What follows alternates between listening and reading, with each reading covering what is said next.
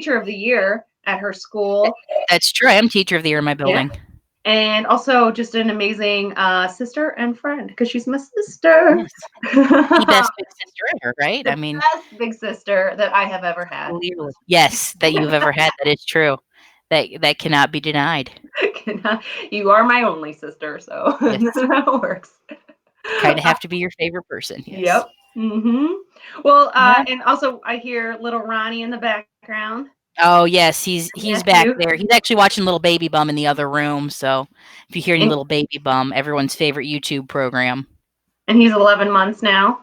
Yes, right? 11 months. Aww. Yep, coming up on the big 1-year birthday, but I'm not sure what we're gonna do with all this quarantine. We had to cancel his our family photos that we were gonna get done, which is kind of a bummer. Well, not cancel, reschedule. But postponed, yeah. We're still gonna do them. We just don't know when yet. Yeah, but it won't be right at the even year if we mark. dress up in his little outfit and take some pictures here at the house, he's 1. He'll never know, but yeah, right. That's still true. Kind of a bummer. Yeah. Well, so much is getting canceled and postponed. It's like it's hard on everybody. True. But at least I think my daughter's 2, as you know. Your niece is 2, and almost, anyways. And at least it's so easy for us, like, because Anna doesn't know any different. She's just like, oh, cool, you're here. This is great. Mm-hmm. Like, it's not like, where's my friends? Why can't I go outside? Why am Exactly. I have friends who have teenagers that don't understand. They can't just like go to their friend's house. Right. It's like, oh, cool, we're out of school. Like, I'll just hang out. It's like, no. Mm-hmm. Yeah, there's nowhere to hang out. You're supposed to stay home. Yeah. Well, so that kind of leads us into why I wanted to have you on here, because you are, like I said, Teacher of the Year. And you also have a strong background in teaching online. You teach at a physical location now, but for many years you did teach remotely. So this is just going back to your roots, right? It is. I was joking about this. I said that exact thing the other day to a teacher. This is going backwards for me because for 2 years, I was a Title I reading tutor at an online school. Mm-hmm. And then I taught at a local school district for 5 years. Then when I came to my current school district, they hired me in because we were doing like a blended learning. So some of the kids were in person in my building and some were online because I teach the gifted program.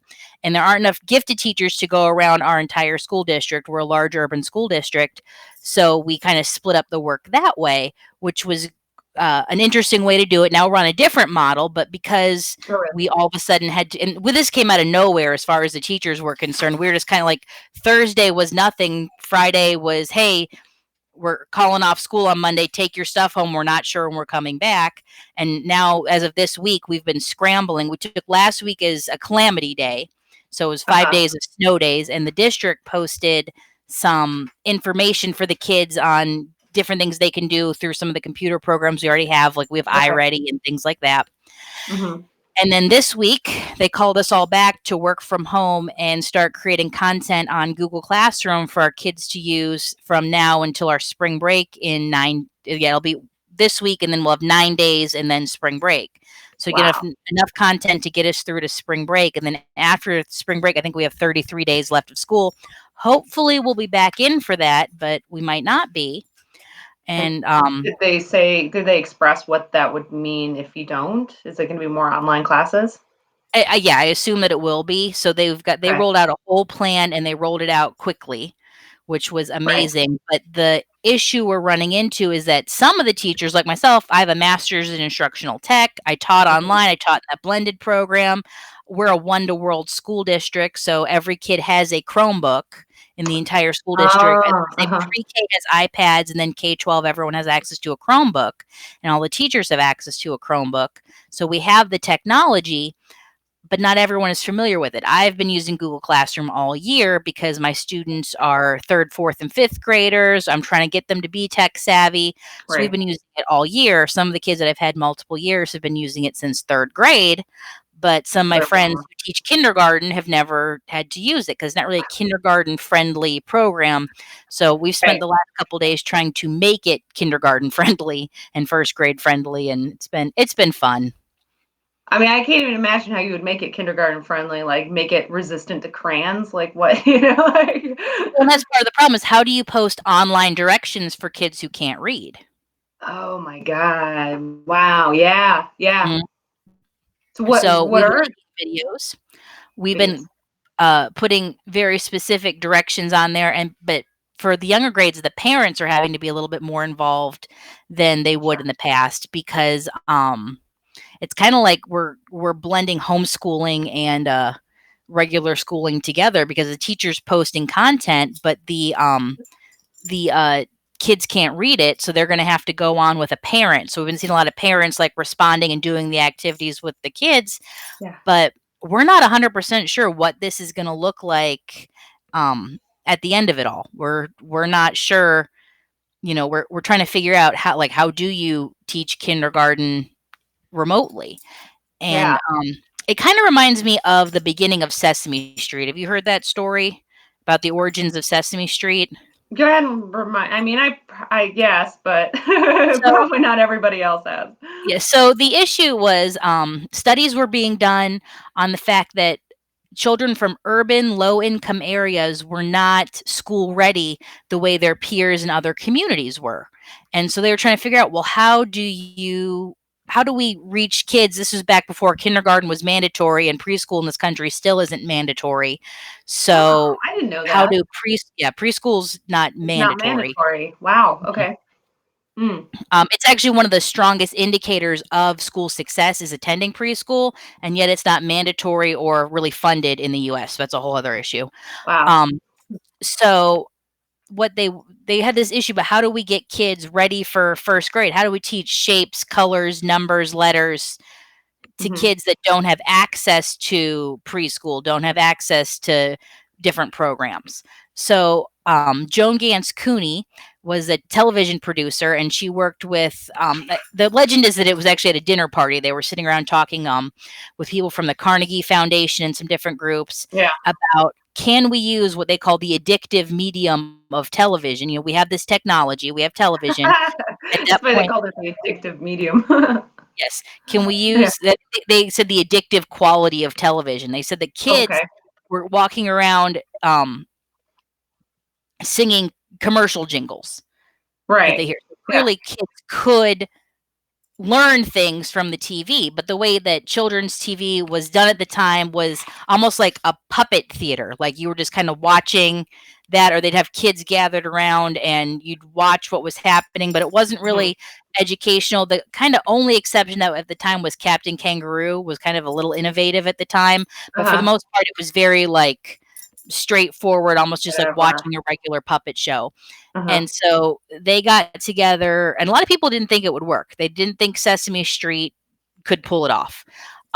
The reason that it's a street and not somewhere else, people talked about where to set this, and they wanted to make it a street. They wanted to make it a place that urban kids could understand and relate to.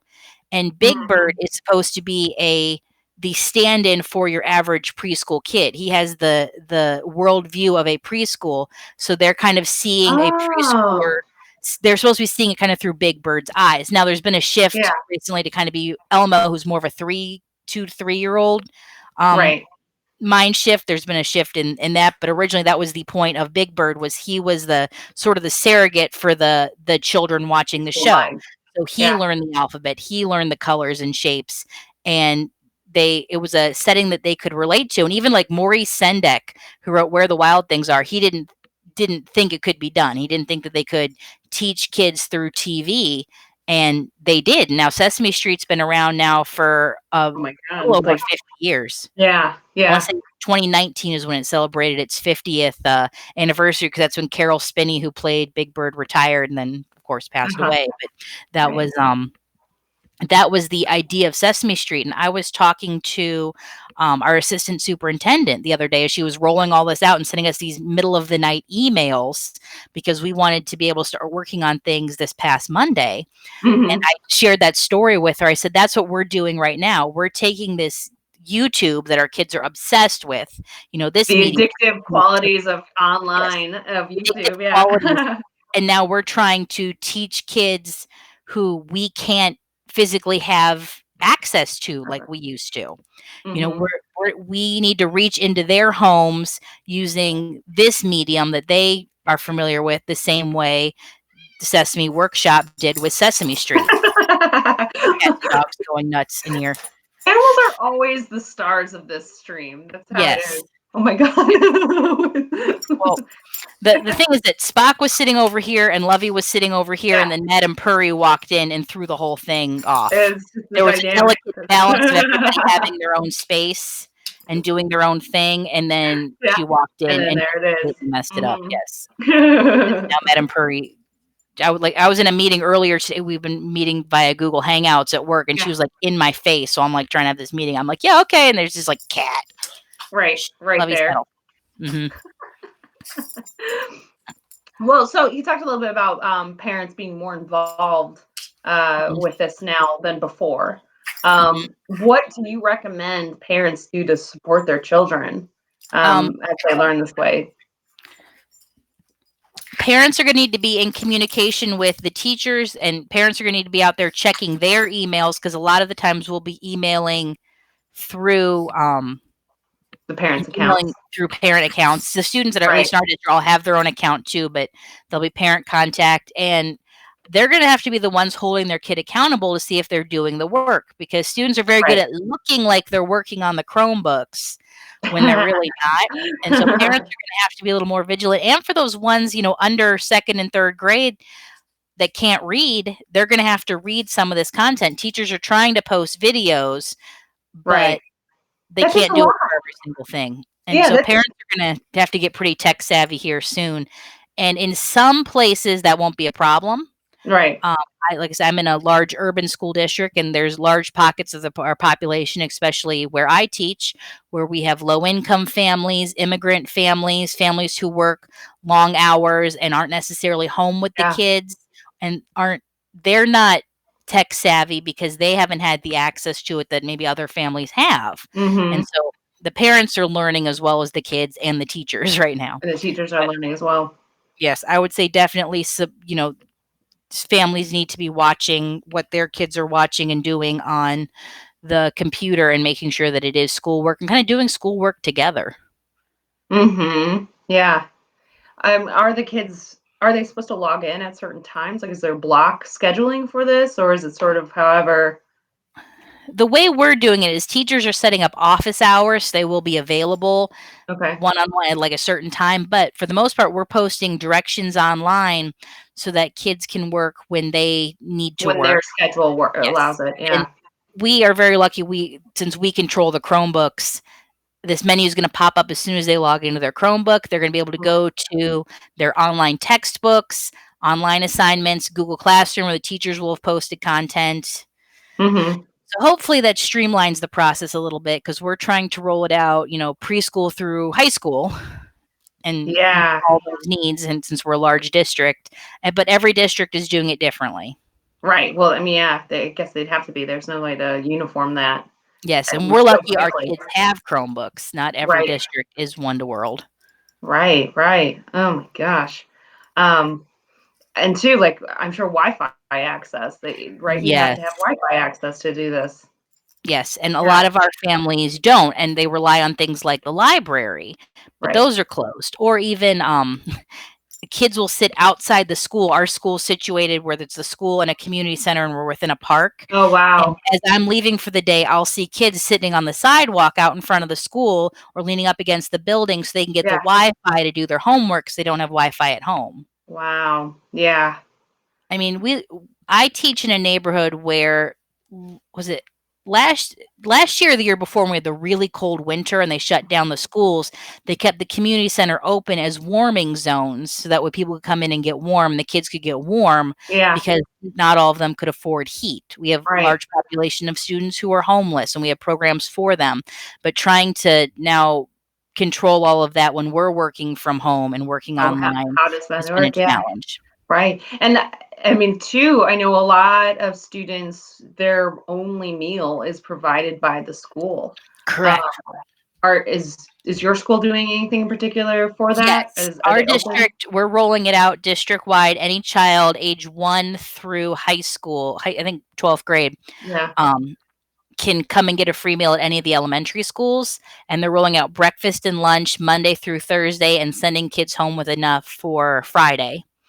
Oh, And nice. we're doing because our school, our district is entirely free and reduced lunch. Every single child enrolled in our school district gets a free breakfast and a free lunch, Oh, that's and they good. rely on that. Yeah, right, And right. that was one of the really eye-opening and kind of scary things when this all started happening. We usually give out food packets at the end of every week. We call them PB&J Club, and kids that we know are in a family that needs assistance, a church donates a bag full of food these kids take home every weekend. Right. Well, when this started happening, our speech and language person, who's amazing, she got in touch with the church and some other local groups and said, hey, can we get some more food? And we were able to send those kids home with a bigger bag and other kids home with a smaller, we call them snack packs, of Mm-hmm. like a loaf of bread, peanut butter jelly, Easy Mac, stuff like that we sent every kid in the school home with something. And then we even had extra loaves of bread, and we're outside passing them out to the parents, Wow. loaves of bread, bagels, peanut Yeah. butter, stuff like that, to make sure that the kids had some food over Right. this, because we weren't sure. And we did it was like out of nowhere, because we thought, I can't remember if it was a Friday or a Thursday, but I think it was a Friday was our last day, and then we thought we were coming back Monday, and then schools were going to be closed. Our school decided we Oh, weren't going to do that Monday, so at the end of the day, everyone was packing up everything, yeah. and so we Yes. moved the entire school through the gym to get these snack packs and back out for dismissal. And it was a coordinated kind of, on the fly effort by Oh my the God. staff, and we made it work and got all this food out to the 200 and some kids in our building. Uh, but we had just no idea what was going on. We thought we were going to be back on Monday, and then we thought, we didn't think it was going to be closed. We even laughed just a few days before this about how a lot of the local suburban schools kept closing this year because of bed bugs or because of lice or because of the flu. And Oh, we don't close for any of that, because our kids do rely on us for 2 meals a day and yeah. the stability. And we offer a lot of programs and things for these kids. So we joked, oh, we're not going to close. We're not going to close. The whole Yeah, we state don't is shut close down, for but we stay anything. open. Yeah. Yeah, we don't close for anything. It's almost like a point of pride. Like, we don't close for anything. We're here for these kids, rain Yeah. or shine, bed bugs, you name Well, it. you name it. Uh-huh. We're here for these kids. And the fact that we were closing kind of caused us to panic, because we're like, oh man, if we're No. closing, there's a Oh, problem. oh, We yeah. never close. Oh So my that's kind of when gosh. it first got scary for us. But we Yeah. managed to get food. Now we're managing to get content Equipment. out to our kids. Mm-hmm. Do you have any recommendations for the teachers who are now starting to teach online who've never done it before? Yes, and that would be, it's not going to look how it looked in your classroom, because when you have in the I classroom, you love have the Buffy. kids. Yes, Lovey's the star That of the show. face. Look She at is. that face. It's a face only a mother could love. You ugly goblin dog. Um, So, what's that so gonna look like? it's not going to look like how it looks like in your classroom. It's when you have the kids contained in front of you in the class, you can do hands-on things. They have chances to get up and move around and do different things. Mhm.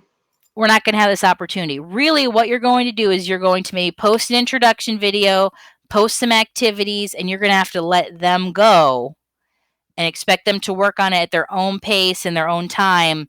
Wow. It's more of what they called like the flipped classroom style a little Okay. bit. This was a style that was really popular a few years ago, where kids would go home and watch a video of me presenting information, and then they would come to class, and that's where they would work on the project, and I would be there as a support or a Oh, so resource. So that kind would of be doing instead of homework at home, it was you'd watch Mhm. this video and then You you do watch the homework in class with everybody. That's interesting.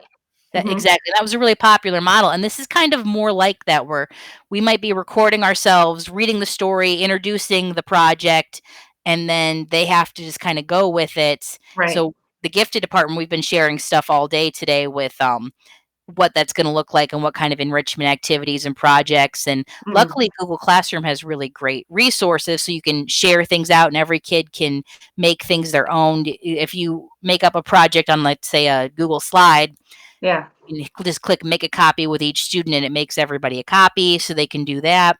So there are a lot of really great resources, but teachers need to know that it's not going to look like the way it would look like if they were sitting there with you.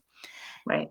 It needs to be short, simple directions that they can follow. I saw a teacher, they put like paragraphs and paragraphs of information. I was like, Oh whoa, God. slow it down a little bit. It's not the intro to Star Wars. Like, just stop. Too Exactly. much That's text. what it Too looked much like, the text. introduction to Star Wars.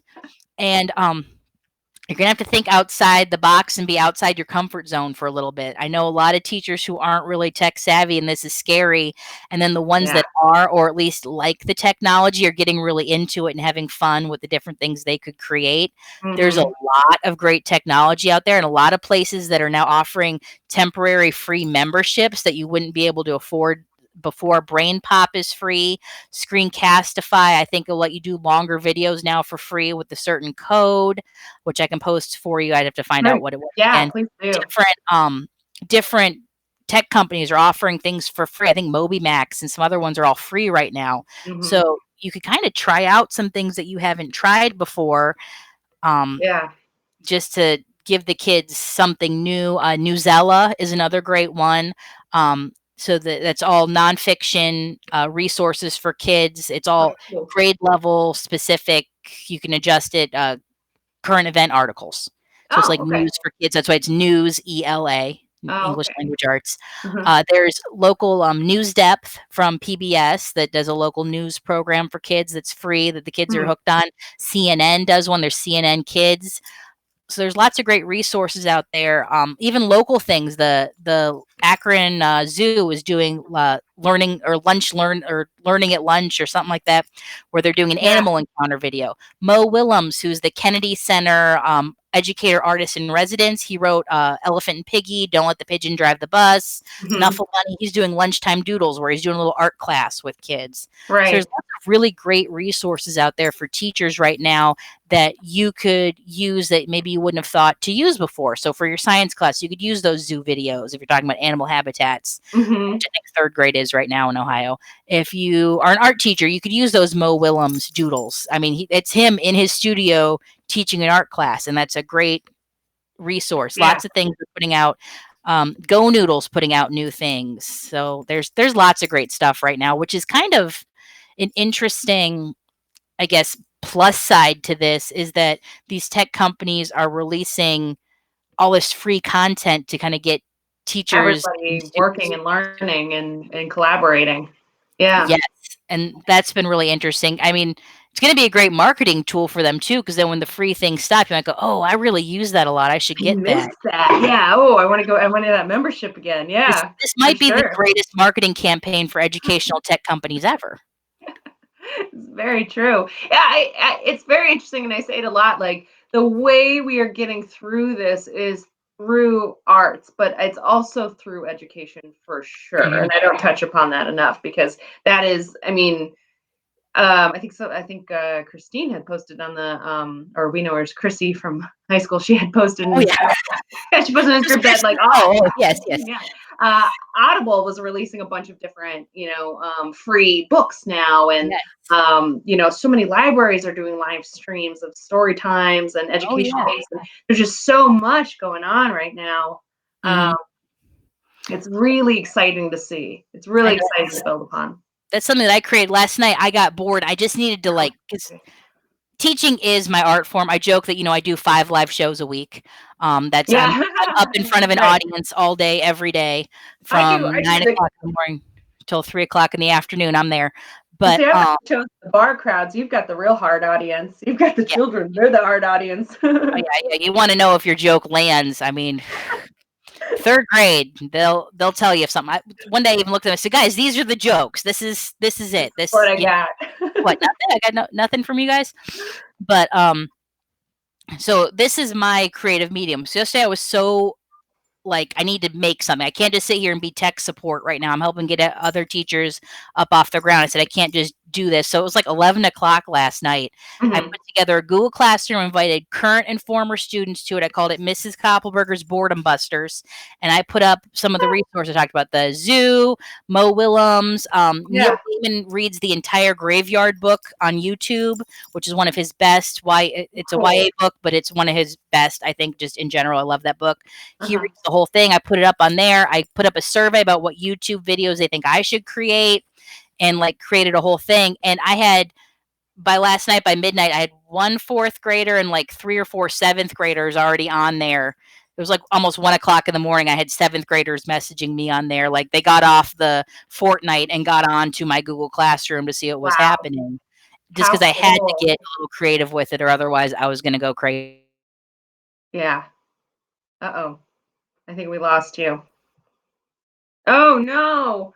Well, we lost Katelyn Koppelberger, so maybe she will be joining us in a second. But so far, that's been a really, my gosh, just such a fun, engaging. Oh, here she is. There she is.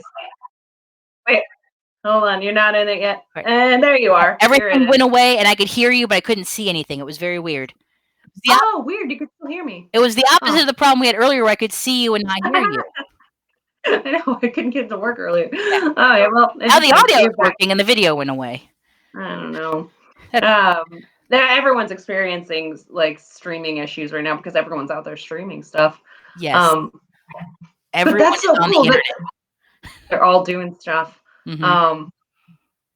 Yeah, it's funny because I actually, since I do marketing, I had one of my clients was like, I was like, we need to be approaching different publications and getting into it. And they were like, no, the chances of that getting read right now are slim. I'm like, are you kidding me? I was like, everybody is online right now. Yeah, I'm reading things I could never bothered to read before. So I mean, this is the time to market to This is things. the time, but whatever.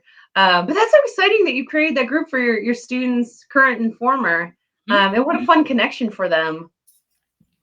Yeah, it's really nice. Well, and I was inspired to add the former students because I started to get messages from former students making sure that, one, I wasn't sick, because even though I'm only 34, they think I'm geriatric because, oh God, she's 34, and they said the elderly are susceptible. They're very concerned about my health. And so I was getting messages just checking in on me, seeing how it was going, and some of the kids like, yeah, I'm bored, or I don't feel good, or so I thought I'd put together something fun to at least get them on some educational sites, because now we've turned every child in that city loose with a Chromebook and access to the entire world of information. Oh boy. And I'd rather them find interesting and appropriate things through appropriate school channels as opposed to just whatever it is they're looking at in their free time. Wherever they're finding, yeah, Yes, and that's true. reminder out there to anyone using a school device, there's a good chance your school can see exactly what you're looking at. Parents, be aware of that. If you're using your child's device, our tech downtown can see your history. Oh no, good. Well, that's good. School That's a device, good they thing. can check your history. Oh boy. Doesn't matter if mom's using it, dad's using it, kid's using it. Just remember that for your child's device at home. We can see. They'll see it. Don't try selling it on Craigslist. They'll find you. That actually happened when I worked at the online school. A staff of ours was shopping on Craigslist and noticed a computer and was like, hey, that's a pretty good deal. And was looking and like, I think that's our computer. So they'll find that. Oh my God. They can remotely lock them from the district, and that if we can do it, probably most other places can too. So yeah, if they get reported stolen, or if we think they're stolen, our tech guys can lock them. That's interesting. I hope other schools follow suit with that. I think that's a really cool resource that everyone's getting Chromebooks. A lot of places are. We're unique in that 3rd grade and up gets to take them home for the most part. Okay. But a lot of places are trying to do this one-to-one, we call it one-to-world initiative, because this is how we access information. I know I joked a couple weeks ago because Anna was sitting on those encyclopedias. Yeah, my daughter, we had encyclopedias, and so we needed her to like boost her up to sit at the kitchen table. So we pulled out encyclopedias. And those were a big deal when we got them. I remember doing tons of reports in middle school using those encyclopedias because we didn't get the internet until I was in the 8th grade. Right. And even then it was like, what, you guys aren't going to use this. Yeah. Oh, yeah. I remember our dad did not think, he thought this internet thing was just a fad. Just a fad. It wasn't going to catch on. And now a lot of his work is done through the internet. It's amazing. But he does a lot of business now. Yeah, this is the stuff that this is how the kids are going to access information. So we as educators need to be kind of up on this, even for ourselves. Like I needed to snake out the basement drain the other day because, of course, here we are all stuck at home, and the basement laundry room drain is clogged. So I had to pull up the Ask This Old House video, like, how do I use this drain snake? Okay. And I Here we go. the basement drain somewhat successfully, thanks to a YouTube video. And I tell my students, when you guys want to learn stuff, where do you go? They don't necessarily say the library. They definitely don't have any idea what an encyclopedia is. They Google it. And I explain Google's the car to get you there. It's the search engine, but the websites and YouTube and things, that's the content. That's where you're going to get this information. And so, you know, the encyclopedia is such a foreign concept to them. And so I think teachers, we need to, and this is kind of our chance to learn it, I guess, is one positive of all this happening is it's going to force a lot of educators out of their comfort zone to try all things to do something innovative. And I hope we come out of this as innovative as Sesame Street in the end. Yeah, that would be amazing. I can't wait to see what comes out of it for sure. Well, you've always been a very innovative educator. I mean, your classrooms, some of the projects have been, they're special. I know. I was trying, like, I'm not sure what the wording is for this. I joke that I am a chaos coordinator. As teacher of the gifted, my job is, you know, I joke that I don't teach, I provide opportunities to learn. I want to trademark that one. But so I say that I'm the ringmaster, I'm the tech support, and I'm the DJ. I'm around the room. I introduce whatever it is we're doing. I introduce our topic. I introduce our project. I usually try to have some sort of funky thing to introduce, something fun, you know, a hook.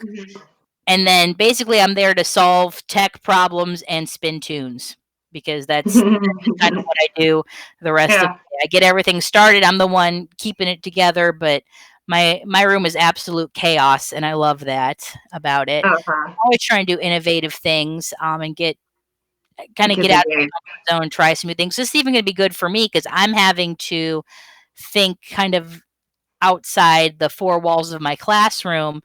But at the same time, it's kind of this weird thing where the kids can't go and they don't have access to any resources outside of their home. So I can't have them paint something. I can't have them build something because they don't have the supplies. My classroom is full of cardboard and paint and scissors. We take things out of the trash. I mean, it's just a salamander, right? Don't you have a salamander? He's a leopard gecko. Yes. Leopard gecko. That is President SpongeBob, Lord of Thunder, first of his name, long may he reign. And I didn't name him, the kids did. And he's home. That was one of the things, like, we're standing there, like, what do we take with us when you have to leave your classroom and we don't know when we're coming back and we don't know what we're going to need? So, like, I packed him up that first day and I was like, well, if nothing else, he needs to come home. And then a couple days later, they let us back into the building to get our stuff. But President SpongeBob was the first. President SpongeBob and my coffee cup. I have a coffee cup that says, teacher, I prefer the term educational rock star. Oh, very nice. Two things I brought with me when I knew there was a chance we might not be coming back. And then I actually got like some books and some content things that did back in real quick because I was like, hey, what do we take? What do we need? What do I take with me? Felt like you remember when we were kids and the house accidentally caught on fire? Yes, no, I do. Yeah. Okay. That's a whole other story, but everything was fine. We're fine. Everything was good. But there was minor trauma. There was this moment when I was standing there going, what do I take? Oh, really? You thought ahead of that. Yeah, I stood there when the house was on fire-ish. I stood there. I said, okay, what do I take? Now, if you'll remember, though, you're not supposed to do that. You aren't supposed to do that. Yeah, you aren't supposed to. Yeah, I think the fire is supposed to just get out. Yes, but I thought about what should I grab? You know, what should I grab in case this fire gets bigger? And then, oddly enough, as we were standing there and the fire trucks were pulling up, our family was having a Christmas get together for. That's my favorite part about this. So it was a family Christmas gathering, and the fireplace. Story here before I tell the punch. Yeah. It was a fire. It was our fireplace caught on fire. But my favorite thing about it is our parents always hired this beautiful dulcimer band to play every year, and I love them, and I still remember that. And they always had this beautiful dulcimer band, and they were up against the fireplace, and so it was just like they couldn't see it. So it was just this like beautiful melodic angelic music and then flames like shooting behind them, and it was like, Yes. oh no. And for the record, it was a Dulcimer band entirely comprised of like little old ladies and one little old man. So Yeah, I love them. They were I did too. awesome. But so we all evacuated because the candles in the Yeah, fireplace had caused a small fire. small fire. And Yeah, the then the fireplace fire wasn't trucks actually showed up. functional, so my mom put candles in there, and it looked beautiful until they all melted together to create like a flaming ball of wax. Yeah, because you have to Yeah, make sure the flue's open the whole way. yeah, which it wasn't. So. Yeah, which we know that now. And But now, and then they called the fire department, said there's a fire in our fireplace, and they said, "Did you want a fire in your fireplace?" Like it was a prank call, and they're like, "No, like our fireplace is on no, fire." I didn't no, know they could do no. that. So think about what do I take? Ran outside, and then someone told me, as I think I was a sophomore in high school. They said, "Kate, run back in and get a camera so we can get a picture in front of everybody in front of the fire trucks." And I was like, "No, I'm not going back in the house No. with a camera." That was the I first do time I was like, remember. what do I take? But that's how I felt getting stuff from my classroom the other day. I stood there with I have a whole classroom library, stacks of books, all these resources, and I stood there and I was like, "Huh, what do I take? It's an emergency. We don't really have clear directions." So I kind of grabbed a couple of things, and that's what I took, and hopefully that's enough. Yeah. Oh, I mean, it seems to be so far. Probably important. You grabbed a math book, or you I didn't? did take the math books. Oh, you did. Okay, that's Yes. good. That helps. Yeah. I figured math was we're still going to need math no matter what Yeah. happens. We're going to need math. Now, previously, when you were working for the school that was online, it was just you. Now your husband is working from home as well, and you got a baby, and you got a lot of fur babies. Yes. So how's that balance going? That's been an adventure. Yeah. And Ronnie, our son, is like you said, 11 months, and he Mhm. Oh my is gosh, just now starting to get into things. So like, I'm definitely like doing like meetings with people and like holding him and like not like, "Oh, my sweet little baby," but like trying to keep Yeah. him out of things. Or earlier, he was like right in my face and going wah. And Yeah. right now, my husband is he's working from home in the family room. I'm working on in what's essentially that we call it the game room, but it's video games, Oh, TV, then. my troll Yeah. collection, and Ronnie's play area. And I've got like a little desk shoved here in the corner, and I've been working off of that. And we kind of are taking turns. Like Ronnie's in here playing with me, unless I Mhm. have something to. Like right now, I didn't want him in here making a ton of noise. So now he's in the family room with Jordan, and he's sitting in the pack and play, and Jordan's working on stuff on his computer. That's been an adjustment because we're all used to kind of being out and doing our own thing during the. Yeah. And then also, we're the kind of people that go a lot of places on the weekends. We have a zoo membership. We take Mhm. baby music class, like a whole family, like mommy and me kind of music class. Um, Mhm. we are parts of different volunteer organizations, so we're used to being out and doing things on the weekend. So this past weekend, we're all kind of like sitting around the house staring at each other like, "Oh, okay, what do we do?" Like, What do we do? Yeah. used to like going places and doing. So that's been an adjustment, but I'm kind of hoping Uh-huh. that we're going to look back on this and laugh in a few years, or like, when Ronnie's a teenager, we can be like, "Oh man, when you were little and we had that whole thing where the whole city shut down for a whole Yeah. state, the whole For country a whole shut month. down Yeah. for weeks and weeks, and we hung out and we read stories and played games." And Yeah. I'm hoping we're going to get to look back on this as like this a unique moment in time and look back Mhm. on it fondly. I'm hoping because we are all making the responsible choices to limit going out in public, we don't lose loved ones. We don't I hope everyone makes the right decisions, that we look back on this as this crazy moment in history. Like, right now I Yeah. work with my students, we read those I Survive books. Um, Hmm. I survived the American Revolution and I survived the sinking of the Titanic. And they're kind of like Oh, these yeah. adventure stories from Uh-huh. historical events. There's even like the molasses flood is one of them, like all sorts of crazy stuff. The Great Chicago Fire. Who could forget that, So I'm that hoping that timeless time, the you know, molasses flood. we're just in our I survived book. Yeah. Yeah, it's This our is version of it. this is going to be like an American Girl story, a Dear America story, an I survived story. one of my students is going to write that, like this is just going to be a point in time that we look back on, and hopefully, it's not going to negatively impact our lives as much as it could have, because we're all making those smart Because we're choices. making the responsible decisions, and Mhm. yeah, and really, I it's the terrible tragedy of what's going on in the world, but I hope that there is a lot of positives that we see, and there's potential for it. And like we said, one of it is education innovation that's coming out of this. Like that's amazing.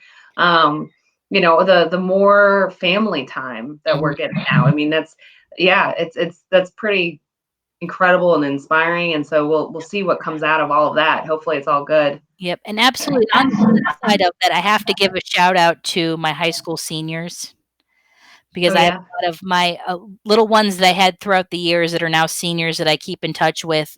They are heartbroken because senior trips Oh. have been canceled, and Oh prom, and all those yeah. once in a lifetime events. And I told one of them, because she was on social media the other day and we were talking a bit, and how heartbroken she is over Yeah. the whole thing, because this is her senior year of high school, and it might not seem like a big deal to most people, but to those seniors, It's it's huge. That's a devastating.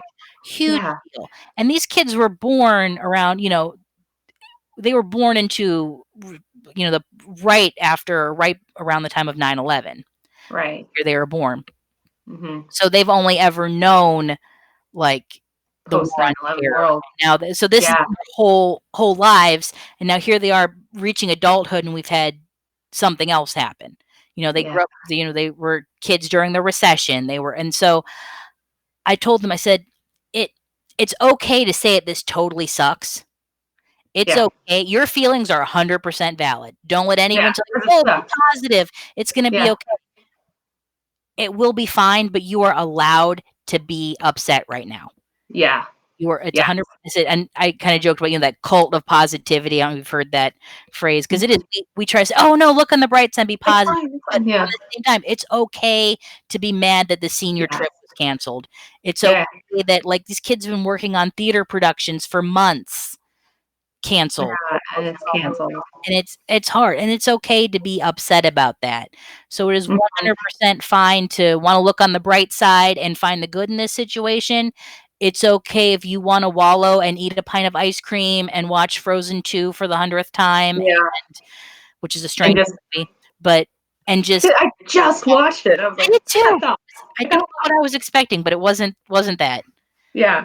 I think the only moment that I really thoroughly enjoyed was the little snowman reenacting the first movie. I was like, "That was great." Like, I coulda just Tune in watched just for that. that. If you haven't seen Frozen 2, tune in just for Olaf's commentary on the whole Yeah. thing. Every Mhm. Olaf had some great moments, that was about it. I actually meant to post because he had a couple lines. I was like, "Well, that's really relevant to what we're going on now." Where Mhm. like there was one moment where he was like, "I'm just trying to control what I can control," or yeah, whatever it was. It was Olaf was going through some stuff yeah, in that movie. yeah, he really was. So he's the voice of Yes, this this time, Olaf the snowman is like the the voice of the pandemic. COVID-19 quarantined people. Yes, that is true. I'm just trying to control what I can control. What I control, He had those little ice things on him. I'm just Yeah. all the little kids were sticking things on him. We're just trying to Uh-huh. control what we can control. But Yep. yeah, I think you make a very valid point. It's okay to be angry and Mm. upset about this. So many people had a lot of things canceled. Well, you had so when was your teacher of the year banquet? Oh gosh, I don't even know how we're gonna figure that out, and I am so bummed about that. I'm hoping Yeah, they'll just it's usually in, like, I wanna say it's usually in early May, so early maybe May. So it might they'll be okay. back a little Yep. bit. So I But haven't yeah. heard anything about that, and I haven't heard anything about, we usually host a big tech conference. Does Ronnie want me? We usually host a big Yay, tech Ronnie. conference every year, and I haven't heard anything about that either. Yeah. Hi, buddy. Who's that? Is that Aunt Kelly on the TV here? Hi. Mwah. Hi, Hi, buddy. Aunt Kelly. Oh, he's so happy. He's a happy boy. Oh. He's a happy boy. Did you come here because you're stinky or something? I don't think you're stinky. I think you're good. He's so happy. He is. Oh. I'm very lucky that he is a happy boy who's very happy just to hang out here in the house and Yeah. yeah. Doesn't know. Like I said, Anna's like, no, she doesn't know she doesn't know what's going on. She's not crying about missing her friends and stuff like that. So I don't have to have those hard conversations. It's hard on, the kids A that lot of people. are in that situation. Yeah, I can't even imagine. It's hard on the parents too to have those conversations of like, oh, you can't, our hearts are with them. But yeah, like you said though, it's important to feel like, to have those emotions. We're all going through the stages of grief right now. We got to feel each level. And if right now you're on the anger phase, don't try to rush it. Just be angry. Yep. Do what you gotta do. That is all okay. Yeah. Don't take it out on the people in your house. Like maybe don't do that. Go on some anger walks alone or something like that. Like be nice to the people in your house. What's that? Don't kick the dehumidifier in the basement. I did that. Or mom and dad's house. I also broke a window. Wow, thanks for bringing up my rage issues. Yeah, I don't know.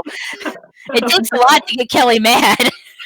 Well, when I do, I get mad. Yeah, I couldn't get a door open, so I punched the window. I was not extenuating circumstances. Yeah, it was a justifiable window breaking. People were sick. It was a thing. Yeah. I mean, but that's the thing. You know what? I got angry. I felt it. I moved on. You got to do it. Just do it in a healthy way. Yep. I know what. Here, you want to play on the floor? He wants to talk. He wants to touch the computer is what he wants. Oh, yeah. Well, I have that big problem too. That's actually been a real struggle trying to work because my kid is like, let me get on the computer. She's like, I don't want to touch it. And then we're trying to limit how much TV time she can have too. That's been a struggle. Yeah, I don't want her in front of the TV all day long. So then we'll take the TV away, and then she'll look at me at my computer, being like, "Well, what do you mean? You get that? You get to be on a device, but I don't." I'm like, "It's a different thing. You're two, so you don't understand that." Yes, I know, and that's part of the problem too. Is working from home. It's so easy to turn the TV on for him, especially with little baby bum, because that's his show. Baby drugs or something. I don't know what they do in that show that is so addictive. But that's really easy to just do and then let him veg all day while we get work done. But I don't want to do that. Yeah. It's not good for him, huh? It's not good for you to watch Baby Bum. Aww. Even though you are a baby bum. Well, Ronnie clearly he's over it. He wants the attention. Well, I did want to say, so you're also involved with Camp Quality. I want to give a shout out to that. If you want to explain what that is. Yep. So Camp Quality is a week-long camp, overnight camp, and also year-round support for kids with cancer and their siblings. We do a lot of things to support the families, and so Jordan's laughing at me because Ronnie is just like face planted on the couch. But with camp, there we go. Aww. He's so funny. We're working on how this is going to affect camp too, because camp isn't until the end of July, but we've got a lot of major fundraisers that have come up in the spring. One's getting postponed. We don't know about some other ones that happened in the summer. Trying to figure all that out with things being so uncertain right now. Right. Oh, yeah. Ronnie, it's okay. You're fine. But as of right now, the camp itself, there's no reason to feel that it would be postponed or anything because it's in July. No, I don't think so. But there are camp qualities all over the country, and some of those are earlier. So they're trying to figure that out. Some of them are in June. Yeah. We're just the Ohio chapter. Well, I feel like though, fundraising is short. So if anybody feels, feel they can contribute and donate, I think that would be a wonderful thing. But also you guys are looking for more volunteers. We are always looking for volunteers. Yeah, every kid that attends the camp has a buddy. Yes, a companion. They're 18 and up, and they get a one-on-one counselor with them for the entire week, who really makes the whole week about them. Right. So it's nice because campers who are the patient campers, as well as the siblings, get an adult that's going to focus their attention, say, this week it's all about you. I'm here for you. What do you want to do? And they make it a really special week. And it's a huge part of what we do is this idea of the companion. And so we're always looking for people 18 and up to take on that role. We have a teen staff. If any of our younger people want to volunteer and try to get to know the program before they step into that companion role. We need people in crafts. If you're someone who's artsy, we need people in medical staff. We need medical. Yeah. We always need nursing staff because we have full-time nursing staff there the whole week. Even people to come and pass out snacks. Right. Which is actually a really fun job if you get to do that. We have a few people who sign up and they just get to go around camp and give the kids snacks and kind of hang out. And we've got guys who come fishing, and that's what they do. They just sit on the shore and fish and teach the kids how to fish. And it's these dudes, and they have a great week, and the kids are addicted to it. Fishing is like one of our most popular programs. Oh, fun. Yeah. Oh, because apparently they don't access it. I mean, a lot of kids probably don't go fishing that often. They don't go fishing a lot, so they're really into it. Yeah. And it's a great program. We have a prom, we have an inflatable night, we have game nights. During the day, there's swimming, boating, fishing, archery, a ropes course most of the time, depending on the year. So just different activities all throughout the week. And we do things. We do a holiday party, a gift-making day, a Kalahari family weekend during the year to support. So if you know anyone who could use that support, a family where there's a child who has cancer, or anyone who's interested in volunteering, it's a great resume builder for college students, especially if you're going into a medical field or education. It's also something to look forward to. I mean, it's in July if you're in Ohio, or if you're outside of Ohio, there's plenty of other Camp Qualities. Yep, look up there's a local Camp Quality to you. CampQuality.org. We'll link that. And I think it's an incredible thing for people to get involved with, and it gives them something to look forward to, especially right now. Because honestly, like if you want to talk about learning to get through something and keeping a positive attitude, I mean, those kids will beat you every day on that. They are absolutely amazing. Our motto is letting kids with cancer be kids again, and we're definitely a place where that happens, and you see that it is a really amazing thing. I've volunteered there. I think it's going on 10 years now. I was supposed to say 10 years ago. And people ask, well, isn't it like really sad to go volunteer there? And it isn't. It isn't sad at all. It is like the happiest place on earth because kids are great. They're having a great time. Everyone who is there is committed to making it a good time and making it fun. So really, it's an amazing thing. I look forward to it every year. We have a blast. And so many of the campers are repeat campers, so they come back every year as long as they. Right? How long when they have cancer? We take kids ages 4 through 18 if they are the patient camper. I think we do 5 through 16 maybe if they're the sibling. Okay. And it'll depend on sibling on enrollment, depending on how many spots we have and how many years you've gone. But we have kids that come back, and I even have kids that are survivors. I say kids, but now they're in their early 20s, and they've come back and they volunteer. We have kids that are, who are kids, campers that are now companions. My whole staff is made up pretty much of former campers at this point. They want to give back, which is amazing. So I do the programming, and my whole staff's made up of former campers for the most part, with a few exceptions. And it's amazing that people want to give back, and people want to come back every year. We've had people who volunteered for 20 years with camp because it's such a great place. So if you're looking for something to look forward to this summer, I would recommend it. And volunteer applications are open now. So get in on it. We've got a lot of spots, and it's a blast. If you want to spend a really fun week, it's no cost to the families. So the campers are 100%, it's 100% free for them, and no cost for the volunteers. A lot of places, like if you do scouts, they expect volunteers to pay. Like someone asked us one time, well, how much do you guys for my t-shirt? And we're like, you don't owe us for your t-shirt. We always take donations. We're 100% donation run. So we'll never turn away a donation, but we want your volunteering your time. We want to give you your t-shirt. That you're required to wear. Yes, so the t-shirt you're required to wear on one of the days. And we want to give that to you, but we one of the most fun weeks of the entire year. So definitely recommend anyone looking for something, especially college students who maybe didn't get to go on any trips or anything they wanted to do because their college shut down. We would love to have you, and you would have a fantastic time. Yeah, and you will learn so much from these kids. You Yeah. do learn a lot from them. They are hilarious, and Uh-huh. their worldview is so unique and different, Yeah. and I appreciate all the different things that they bring to the camp experience, and, um, the reason that we're called Camp Quality, I think, is one of the thoughts that kinda keeps me motivated, one of my little mantras.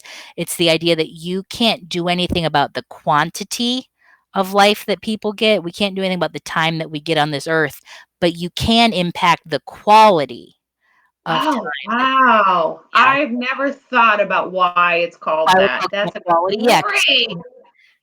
because That's you can make great. a positive impact on the quality of Quality. life people get. So I knew a camper who passed away at 4 years old. I knew campers who passed away at, I wanna say they were 9 years old, another one who was 21, and we've Yeah. had, survivors now who have grown up into adulthood. No one knows how much time you have. Like I said, the youngest campers are 4, our oldest volunteer is in his 70s. Yeah. We don't know how much time any of us gets on Earth, but Right. we don't know the quantity, but we Mhm. can impact the Improve the quality. quality. How cool. Well, and one other thing that I want to say is that the how you guys deal with the loss when there is Mhm.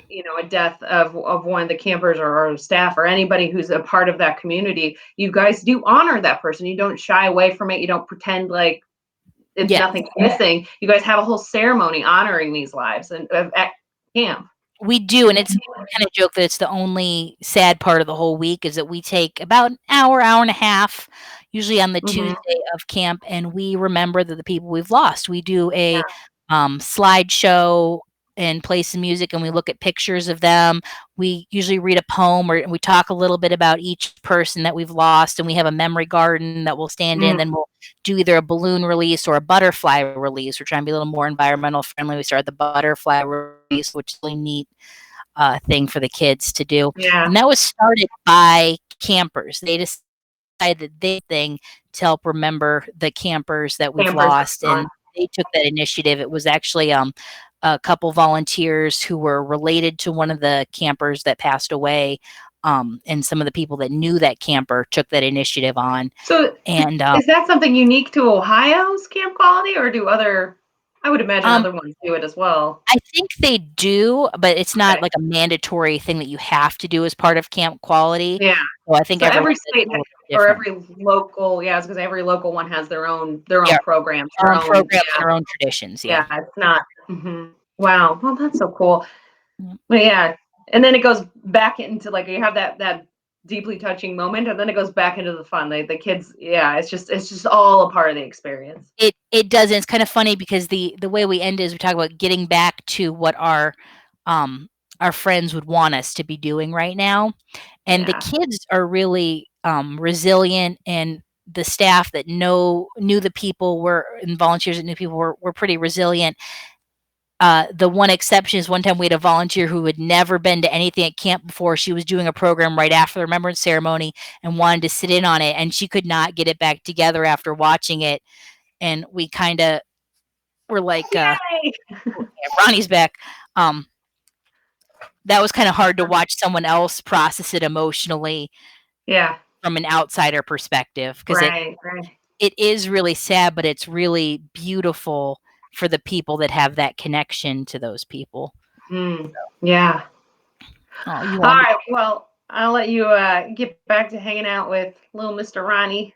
Oh, yeah, and I'm sure work I'm kind of doing some unofficial tech support things for my colleagues, so I ran to the pharmacy real quick earlier today, came back and had, like, 15 emails, so Oh we'll see how no. many I'm missing now.